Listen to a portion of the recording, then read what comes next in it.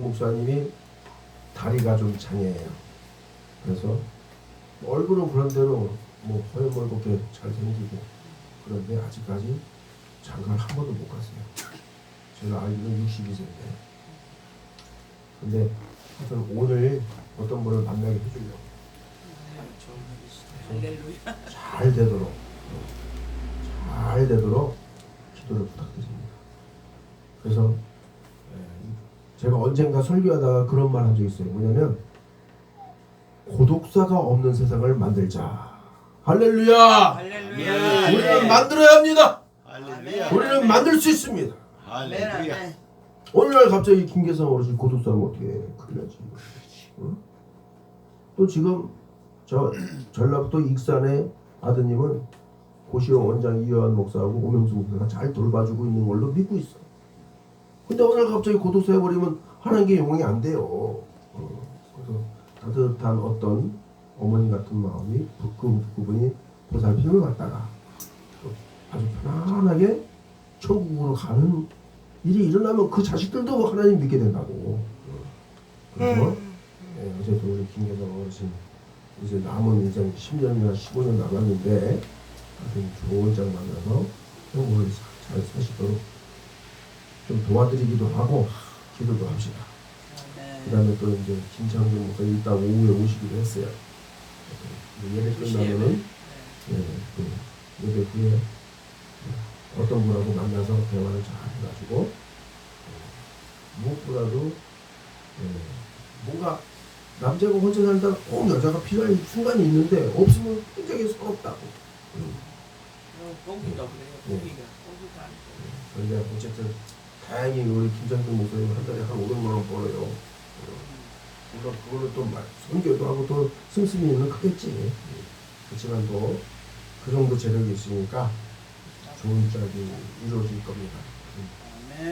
여러분 기도를 많이 부탁드리겠습니다. 자, 이제 우리 창세기 42장을 처음부터 한 절 한 절 보면서 말씀을 우선 잘 이해하는 시간을 가져봅시다. 창세기 42장 1절부터 보면은 아까도 말씀드렸지만은 요셉이 총리가 되었습니다. 그 후에 7년이라는 풍년이 지나갔어요. 그리고 또 1년, 2년 풍년이 지나가는 시점입니다. 대단히 눈 감으면 안 돼.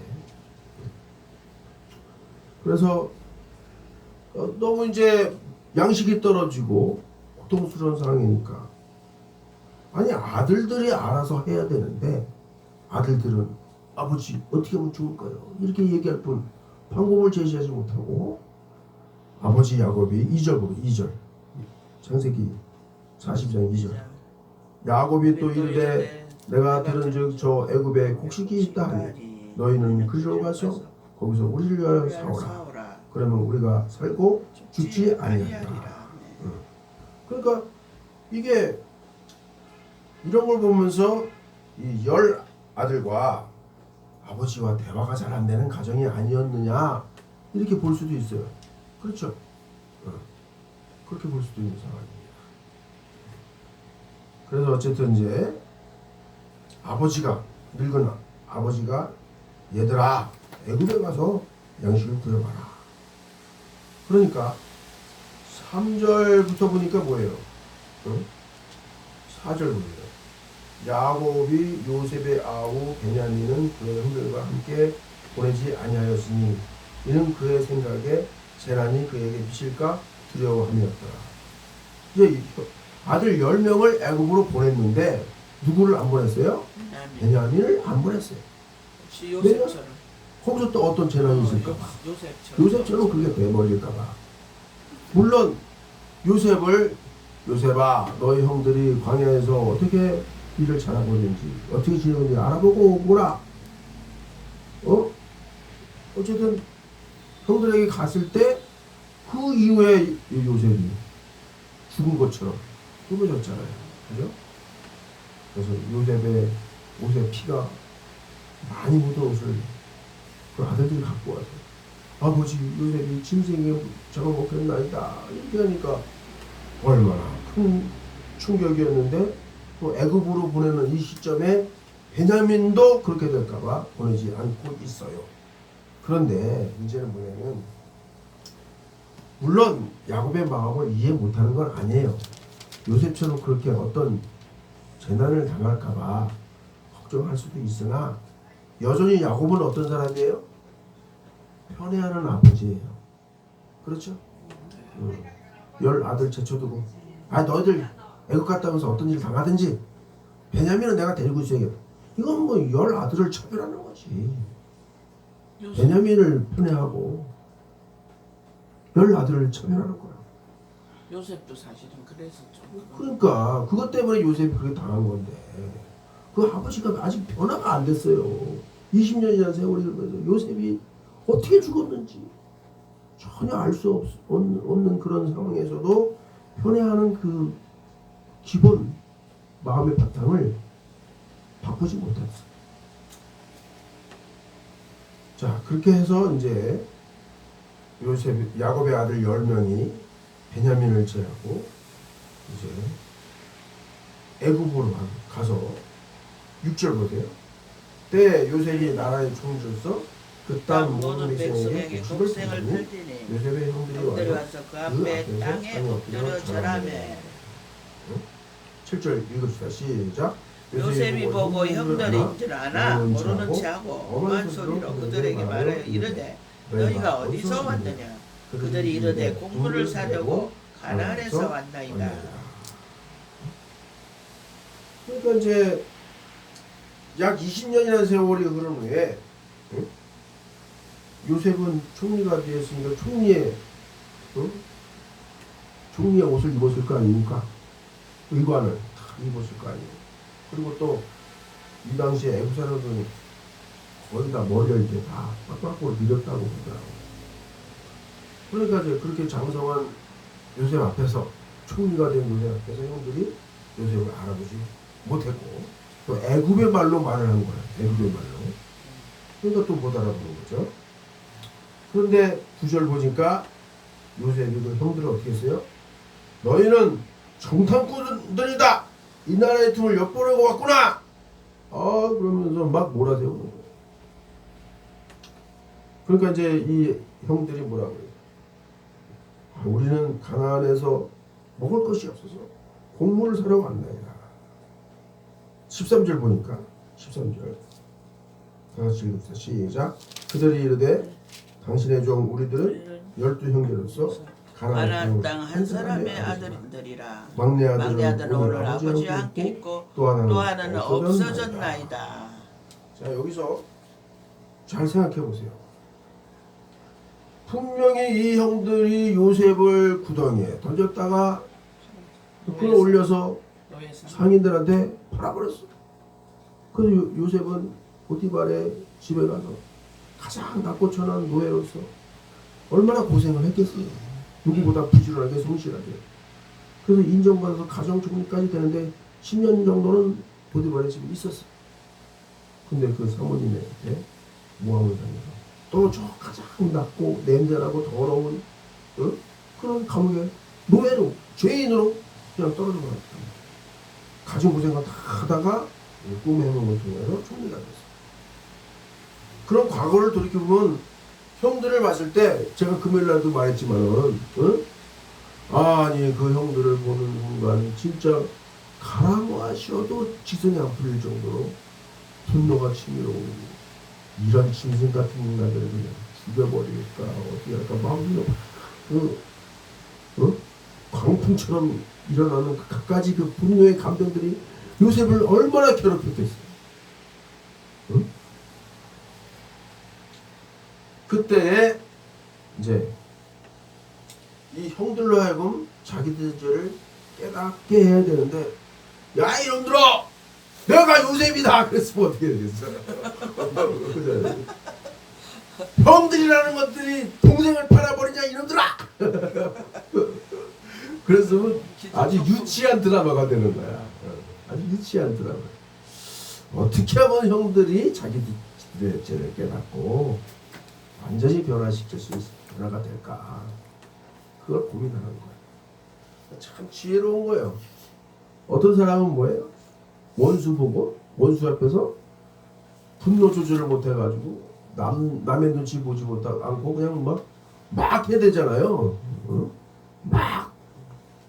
이 짐승 같은 놈 왜 나타났어? 막 그러면서 막 해대는 사람이 얼마나 많아. 요셉은 충분히 감옥에 집어넣고 저놈들을 그냥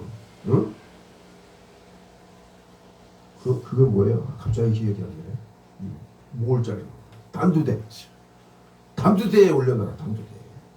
충분히 그럴 수 있는 권력이 있는 사람인데 일단은 이제 한번 좀 맛 좀 봐라. 한번 고생 좀 해봐라. 그러면서 정탐꾼으로 몰아가지고 3일 동안 감옥에 들어가게 했어요. 그죠? 어쨌든 이제 근데 이 형들은 요셉 앞에서 뭐라 그래요? 형제 하나가 사라졌나이다. 그렇게 말해요. 아니 자기들이 구덩이에 던졌다가 노예상들한테 팔아버려놓고는 이실직고하지 않고 자신의 잘못들에 대해서 허위로 말하는 거예요. 이 모습이 과거의 당신들의 모습입니다. 여러분의 모습이에요. 그렇죠? 자, 한번 여러분 오른손 들어봐야 돼.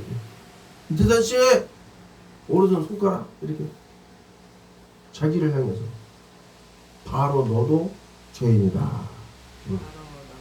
네. 요셉의 형들 같은 흉악한 죄인이다. 자기를 향해서 한번 생각해보세요. 응? 그래서 어쨌든 이제 요셉 사고니까 깨우라고요. 아니 왜 이렇게 어르신 설교 들으세요.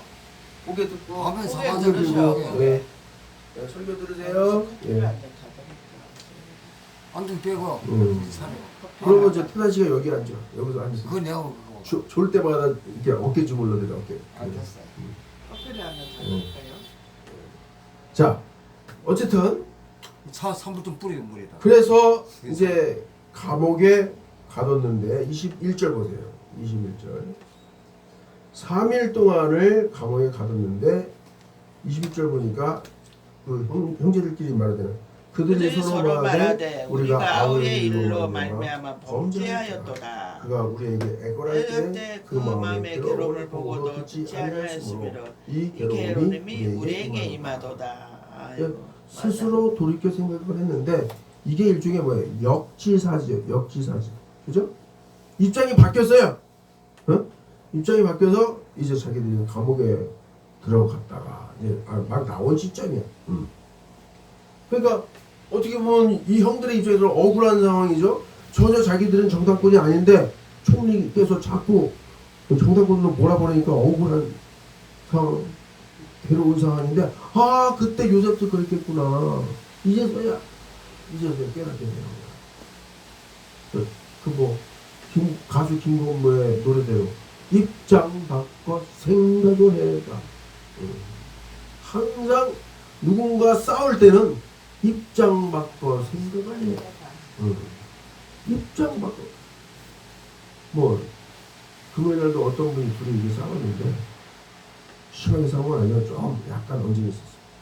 근데 좀 입장 바꿔 생각할 줄 모르고 전도사 목사 이런 사람들이 그런 사람들도 싸우더라고. 아니 성숙한 신앙인이라면 항상 입장 바꿔 생각할 줄 알아요. 네? 그 다음에 불신자들처럼 그렇게 행동하면 안 돼. 그래서 내가 집 사고 건 사고 참는데 이때 내가 화가 난다고 해서 막 조절할 줄 모르고 남의 눈치 보지 않고 막무가내로 행동을 그런 것은 내가 마귀 유혹에 넘어가는 것이다 이렇게 생각할 줄 알아요. 그렇죠? 내 안에 분노가 일어나고 상대방을 해서 공격하는 말이 막 나올 때는 그때는 이 시간에 마귀가 나를 유혹하고 있구나. 그렇게 생각할 줄 알아야지. 왜 불신자들이 행동하는 것과 똑같이 분노 조절을 못하는 얘기야. 응? 자, 그래서 이제 그 중에 누구를 잡았죠? 시므온이죠. 시므온을 한 사람을 잡아놓고 형들을 보냈어요. 베냐민을 데려와라. 그죠? 베냐민을 데려와라. 근데 25절 보세요. 25절. 뭐 읽어봅시다. 시작. 명하여 곡물을 그 그릇에 채우게 하고 각 사람의 돈은 그의 자리에 도로 놓게 하고 또 길양식을 그들에게 주게 하니 그대로 그대로 행하였더라. 돈은 도로 돌려드려. 형제 피는 그러니까 이게 좀 돌아가서 이제 36절 봐. 36절. 아 35절. 42절 35절 보니까 아버지한테 가서 각기 자루를 쏟고 본즉 각 사람의 돈 뭉치가 그 자리 속에 있는지라. 그들과 그들의 아버지가 돈 뭉치를 보고 다 두려워하더니. 자, 이것을 보고 우리는 어떻게 해석할 수 있냐면 악을 선으로 갚는 요셉을 볼 수가 있어요. 그렇죠? 아니 어쨌든 형들 중에 시므온 한 사람만 잡아가지고 가서 베냐민을 데려와라 보냈는데 보낸 것까지는 이럴 수도 있겠다 하지만 돈자리에다 돈을 왜 넣어줘?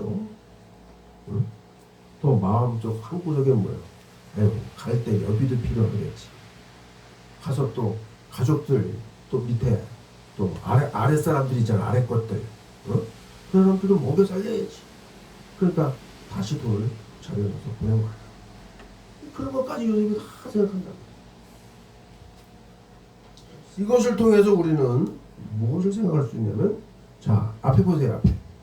앞에 요셉은 예수님을 예표하는 사람이다. 동의하시면 고개 좀 끄덕끄덕 해봐요. 아멘. 예수님이라면 이렇게 하시는 거예요. 그래서 구약 시대에 보면은 예수님을 예표하는 사람과 사건들이 여러 건들이 있어요. 그 대표적인 사건 중에 하나가 뭡니까? 아브라함이 아들 이삭을 데리고 3일길을 가서 그 모리아산에서 이렇게 이삭을 바치려고 할 때 그 이삭이 반항하지 않고 순순히 아버지가 칼을 들어 죽이려고 할 때 아무런 반항도 없고 순종하는 모습. 그게 예수님을 예표하는 모습이다. 그죠? 그런 사건들이 여러 사건이 있는데 여기서도 요셉은 뭐예요? 예수님이라면 이렇게 행동하겠구나. 이걸 알 수 있죠. 여러분은 21세기에 예수로 살기를 축복합니다. 아멘. 이태산 씨를 보니까 바로 예수님이 당신과 함께하는 걸 내가 느낍니다. 이 말을 들을 수 있어야 돼. 아멘. 그렇게 행동을 해. 그러면 예수의 영을 충만히 채우고 예수님이라면 어떻게 행동하실까? 예수님이 행동하는 것처럼 말과 행동을 해야 되는 거예요. 요셉이 지금 그렇게 하고 있잖아. 네. 요셉이 그렇게 하고 있잖아. 그래서 이제 26절부터는 형들이 집으로 돌아갔죠? 돌아가서 또 아버지와 대화하는 장면들이 나와요. 아버지와 대화하는 장면에서 베냐민을 데려가야 합니다 하니까 또 아버지가 또 가만히 있지 않잖아요. 그죠? 야 이놈들아 내 베냐민마저 잘못되면 어떻겠냐.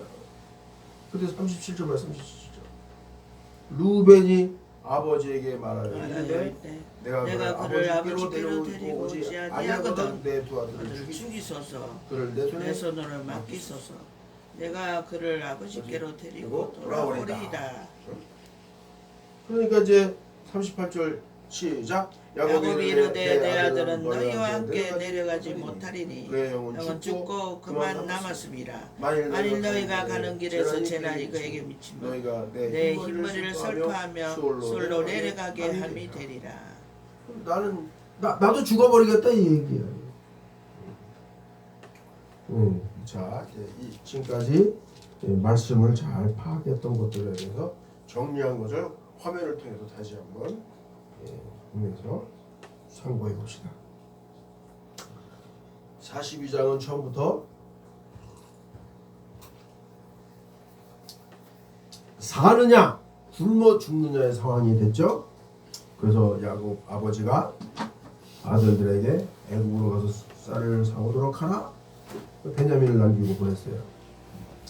요셉은 17세에 애굽으로 팔려갖고 10년 동안 보디발의 집에서 가정 총무까지 하였으나 사모님의 유혹을 거절했기 때문에 사모님의 모함으로 인해서 3년 동안 감옥에서 살 수밖에 없었습니다. 술관원장과 떡관원장의 꿈을 해몽하고 이제 술관원장이 바로 왕의 꿈 얘기를 듣고 술관원장의 추천에 의해서 바로 왕의 꿈을 해몽하고 총리가 되었습니다. 그 후에 풍년 7년이 지나고 흉년 약 2년이 지나는 시점에서부터 창세기 42장이 시작이 되고 있습니다. 아까도 말했지만 요셉 앞에서 자신의 그 죄에 대해서 사실대로 고백할 줄 모르고 허위로 자기들은 아무런 책임이 없는 것처럼 뭐 허위로 말하는 그 죄인들의 모습 그런 거를 보면서 우리는 나 자신의 죄를 발견해야 합니다. 그리고 요셉은 형들을 3일 동안 감옥에 넣었는데 이 3일이라는 시간은 이 화면의 중간 보세요. 중간 3일은 요나에게 통회 작업과 거듭남의 시간이었다. 그렇죠? 니느웨로 가지 않고 다시 수르가는 배를 탔다가 큰 물고기 뱃속으로 들어갔을 때 뱃속에서 3일 동안 요나가 있으면서 통회 작업하고 하나님이 살려만 주신다면 내가 니느웨에 가서 하나님의 복음을 전하겠습니다. 회개하라고 선포했습니다. 충성을 맹세하고. 그래서 그것도 참 하나님이 요나의 그 여비를 아껴주려고 물고기 뱃속에 태워서 니느웨 바닷가에 토해버리는 거예요. 만약에 아무데나 토해버렸으면 어떻게 해? 니느웨까지 가는데 배를 타든지 고생해서 니느웨를 또 가야 되잖아. 근데 아예 그냥 큰 물고기 뱃속에 태워가지고 니느웨 바닷가에 토해버리니까 여행 경비 줄이고 고생 덜하게. 진짜 하나님이 은혜로운 하나님이요. 그렇게 가봤는데 진짜 아름답더라. 흉악한 죄인을 그렇게까지 했다. 니너인가. 그런데 이제 예수님이 3일 동안 무덤에 있었는데 그 3일이라는 시간은 사망 권세를 이겨내는 시간이었다. 그래서 또 우리 사람들이 그렇잖아요. 3일장이라는 게 있어요. 3일장. 사람 죽으면 한국에서 3일장이 많았는데 3일장을 지내는 이유가 뭐예요? 지금은 다 영안실에 넣었다가 냉동실에 넣었다가 이렇게 하지만 옛날에는 안방에 관을 놓고 병풍으로 가리죠. 그죠? 아, 병풍 앞에 관을 놨나? 이렇게 하고 했는데 어쨌든 혹시라도 죽었지만 죽었던 혼이 떠나갔다가 다시 돌아와서 살아날지 모르기 때문에 3일을 기다려주는 거예요.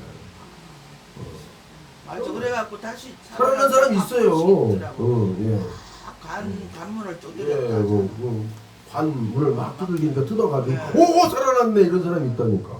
그래서 3일. 그리고 3일 동안에 임사체험 천국도 갔다 온 사람 지옥도 갔다 온 사람이 있다고요. 3일이라는 시간은 그런 시간. 아무튼 요셉 앞에 나타난 형들을 볼 때 이 갈아 마셔도 화가 풀리지 않을 만큼 굉장히 분노가 치밀어 오르고 분노의 감정이 확 치밀어 오르고 증오의 불이 막 타오르는 그 괴로운 시간을 이렇게 잘 견디는 요셉의 모습 얼마나 멋있는 모습이에요. 이게 예수님의 모습이에요. 아멘. 그래서 우리는 감정 조절, 분노 조절을 잘 하는 사람이 성숙한 신앙입니다. 예수님의 제자라고 할 수 있는 거예요. 여러분 지혜롭게 분노 조절하시기 바랍니다. 그러면서 또 아까도 말했지만 돌아가는 형들의 자료에다가 돈을 다시 넣어주는 요셉 얼마나 마음씨가 다르고 다 그랬어. 그렇죠? 우리가 이제 착한 세상교회 교인들로서 정말 그 형들의 과거 죄를 생각하면 다 줄을 틀어버리고 다 다두대에 올려가서 목을 다 잘라버리도 그 분노 감정이 풀리지 않을 수도 있었겠지만 요셉은 지혜롭게 형들을 잘 그들이 죄를 깨닫도록 잘 하고 있었는데 오늘 제가 이 설교 제목을 어떻게 했는지 보세요.